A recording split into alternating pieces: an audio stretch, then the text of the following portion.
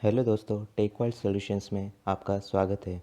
आज मैं आपको Redmi Note 3 में आए लेटेस्ट अपडेट मार्शमेलो के कुछ फीचर्स और उसकी बैटरी परफॉर्मेंस और उसके चार्जिंग टाइम के बारे में बताना चाहता हूं। तो पहले मैं कुछ फीचर्स की बात कर लेता हूं जो मेरे पिछले वीडियो में रह गए थे। मैं अपने पिछले वीडियो का लिंक वीडियो के डिस्क्रिप्शन में दे दूँगा। जिन लोगों ने नहीं चेक किया है वो चेक कर सकते हैं। तो इसमें एक फ़ीचर आया है जिसमें MIUI ने LED नोटिफिकेशन लाइट को डिफ़ॉल्ट सभी एप्लीकेशंस के लिए डिसेबल करके रखा है। ये MIUI के अनुसार एक फ़ीचर है, लेकिन असलियत में मुझे और काफ़ी लोगों को ये पसंद नहीं आया है। तो इस LED नोटिफिकेशन लाइट को वापस किस तरह ऑन कर सकते हैं इंडिविजुअल ऐप्स के लिए, उसके लिए आप सबसे पहले सेटिंग्स में जाएं। उसके बाद नोटिफिकेशन एंड स्टेटस बार में आप जाएं। उसमें आप ऐप नोटिफिकेशंस में जाएं। फिर किसी भी इंडिविजुअल ऐप्स के लिए जैसे आप चाहें तो फेसबुक के पर क्लिक करें तो उसमें नोटिफिकेशन लाइट का ऑप्शन मिलता है। इसे ऑन या ऑफ़ करके आप अपनी नोटिफिकेशन लाइट को ऑन या ऑफ़ कर सकते हैं।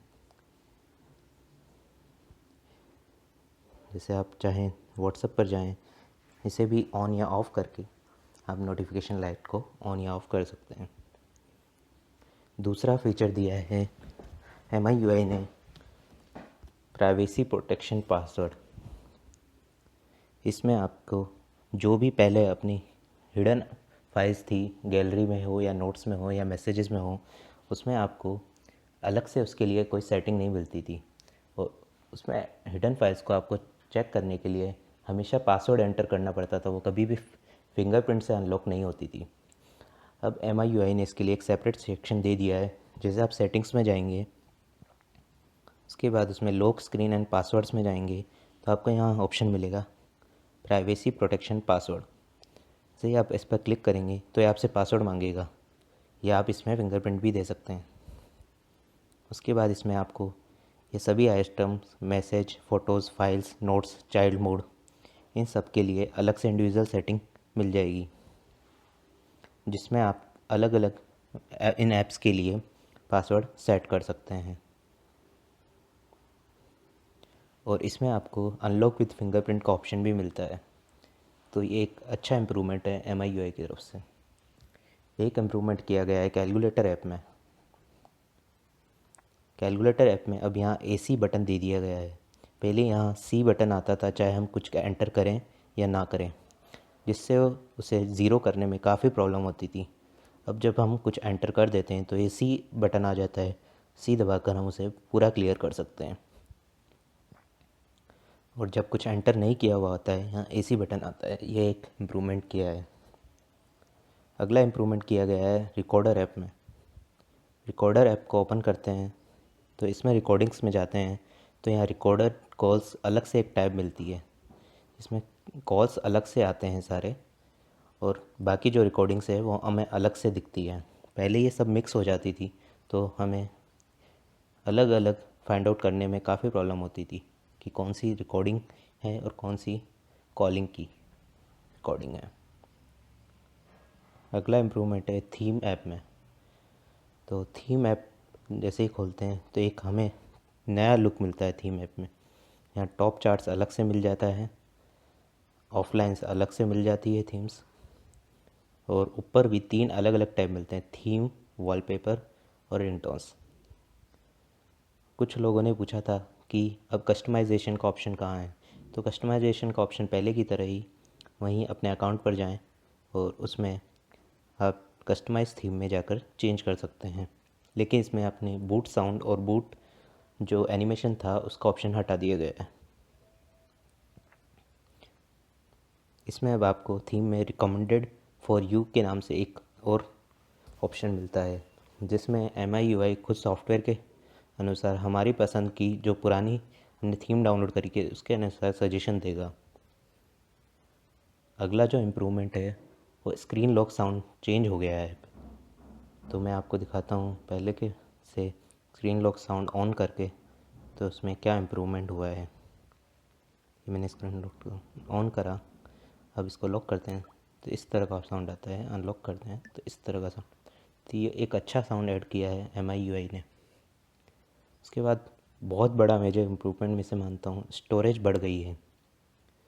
पहले स्टोरेज में जब हम जाते थे तो हमें काफ़ी मोबाइल्स के अंदर अदर फाइल्स जो है वो बहुत ज़्यादा GB में दिखाई देती थी। अब उसने MIUI ने इसे क्लियर कर दिया है और इसमें टोटल सभी मोबाइल्स में लगभग 2 GB से लेकर 5 GB की स्टोरेज बढ़ गई है। मेरे मोबाइल में भी आप देख सकते हैं अदर फाइल 0 बाइट रह गई है और मेरे मोबाइल में 2.5 GB के अकॉर्डिंग के अबाउट स्टोरेज बढ़ गई है। अगला इम्प्रूवमेंट हुआ है सिक्योरिटी ऐप में। सिक्योरिटी ऐप का लुक फिर से चेंज कर दिया गया है और उसमें कुछ नए फीचर्स भी जोड़े गए हैं, जैसे ड्यूल स्पेस सिक्योरिटी का ऑप्शन जोड़ा गया है, पेमेंट सिक्योरिटी का ऑप्शन भी जोड़ा गया है, जिसमें आप अपने पेमेंट को सिक्योर करने के लिए कुछ खास फीचर्स दिए गए हैं। उसके अलावा अब हम बात करते हैं बैटरी की। तो सबसे पहले मैं आपको बताता हूँ बैटरी ड्रेनिंग किस तरह हो रही है। तो ये देखिए, कल जब 55% बैटरी रह गई थी उस टाइम तक बैटरी से मुझे 2 घंटे 27 मिनट का स्क्रीन ऑन टाइम मिला था और उस टाइम तक 17 घंटे बैटरी चली थी मेरी। और ये कुछ बैटरी यूसेज हैं, जो लोग देखना चाहें पॉज करके देख सकते हैं। उसके बाद जब मेरी बैटरी में 50% बची थी तब 2 घंटे 43 मिनट का स्क्रीन ऑन टाइम मिला था। उस टाइम तक 19 घंटे मेरी बैटरी चल चुकी थी मोबाइल में।